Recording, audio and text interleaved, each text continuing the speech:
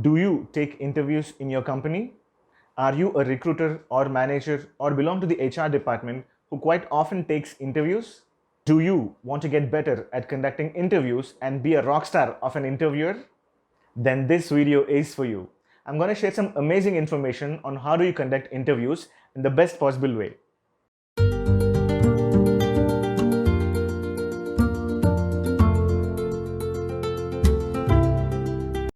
Hello, good people. Welcome to our channel, Your Communication Expert, where we will learn some crucial skills required for us in this modern day living. When you're taking an interview, you're just not interacting with an individual, you're representing the company itself. You are also showcasing a sample of the culture, acting as a brand ambassador of the company. So it's very important for us to realize that we need to conduct the interviews in the best possible way. Even for the candidate, you too are just not an individual, you are the company itself. Some companies train and certify the interviewing panel. However, it's very important for us to realize the importance and learn the art of interviewing very precisely. If the interviews are conducted well, irrespective of the result, the candidate themselves will carry a goodwill through the word of mouth, which I believe is much more powerful than any other means of branding. So let's learn the ideal way of interviewing. Let's break the whole interview process into three phases: the beginning phase, the core phase of the interview, and the ending phase. I'll also be sharing very useful tips for the interviewers at the end of the video, so ensure you're watching this video till the end. Just like how a candidate prepares for an interview, even the interviewer should be prepared for an interview. This doesn't mean that the interviewer should start preparing from a week or so, but be little cautious about certain things which I'm going to discuss now. The interviewer in this context, be it a recruiter or an HR manager or the line manager, should be totally aware of the job description thoroughly. What are the roles and responsibilities of the position? What's a budget? How soon do we need the candidate to join, etc. It's very important for the interviewer to have his or her questions prepared for the interview. It's not suggestible to directly pick the resume and call in the candidate. If it's a technical interview, you should have your questions ready on what areas do you want to focus on. Even for a non-tech interview also, you should have your questions ready accordingly, like what traits do you want to check on or what concepts do you want to ask on. Having understood these basic prerequisites of an interview, now let's understand how do we actually start an interview. The first and foremost thing to do is to greet the candidate. I know you are the interviewer, but you can be and should be pleasant with the candidate. Greet the candidate with a nice smile on your face, addressing with his or her name. That's the right way to do. You need to understand the best from a candidate comes when he or she feels comfortable in an interview. And you will not lose out on a good talent because of an unnecessary pressure which is built in the interview. Hello, Mr. Patrick. Nice to meet you. How are you doing today? Now that the candidate is in front of you, you need to start the interview. The ideal way to start an interview is not to directly jump on asking, tell me about yourself, but to introduce yourself first. But why should I introduce myself? After all, I am the one who's interviewing, right? Let's come out of that mindset that I am an interviewer, I am superior, and the interviewee is inferior. All these years, I've followed this way, and trust me, it's the most elegant way to start an interview. And now when I say an introduction, it doesn't mean you are giving an introduction for a very long time. It should be very short and crisp, not exceeding more than 20 to 30 seconds. I'm Thomas from the Human Resource team. I've been in this industry from the last 10 years and from the past 2 years with this company.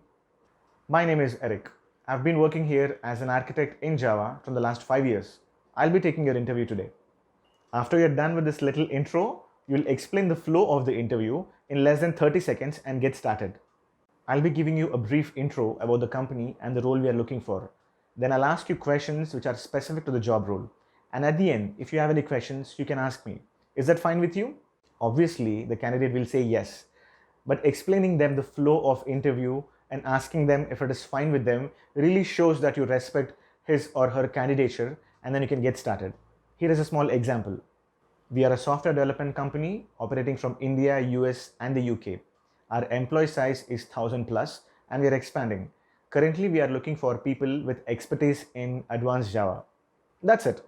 You keep it short, and this method overall will not take more than a minute. But what you have done is you have set up the context at a very high level. Now the second phase of the interview is the core phase of the interview. After you're done asking the intro questions like tell me about yourself or can you run me through your profile, you actually get into the core questions which are very specific to the job role. For example, if it is a technical interview, you should start asking questions on concepts followed by practical scenarios and real-time examples. Even for non-technical interviews, the same applies, but with a different set of questions.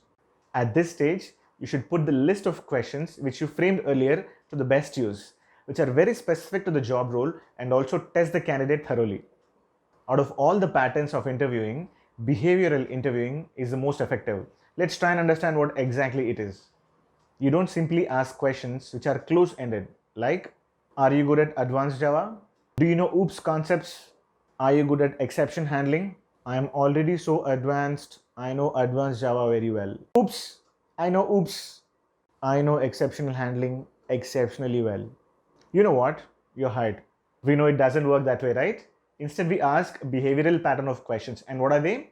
They're nothing but a set of open-ended questions which ask for a real-time example from the past, which will precisely showcase the talent and the expertise of that particular candidate. Can you share an example from your current role where you have used abstraction and encapsulation? Can you give me an example of how do you handle tough project deadlines? Tell me about the last time you proved your expertise in the project and stood out amongst your team members.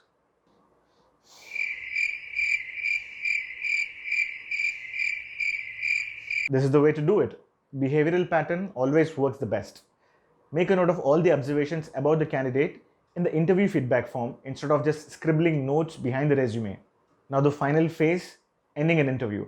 Before you come to the closure of an interview, ensure you have covered all the questions which you wanted to ask.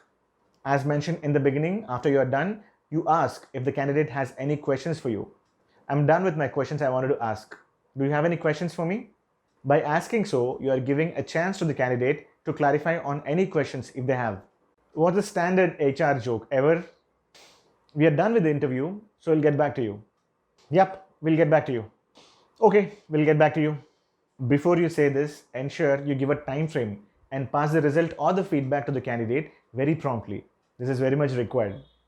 Now that you've become an expert in interviewing, here comes my promise of sharing some very important and crucial interviewing tips. The first one is, let the candidate do the talking part. Some interviews end up talking more than the candidate in the interview. That's not correct. 80% or more of the talking part should be done by the candidate in an interview. The second one is, don't try to prove the candidates wrong.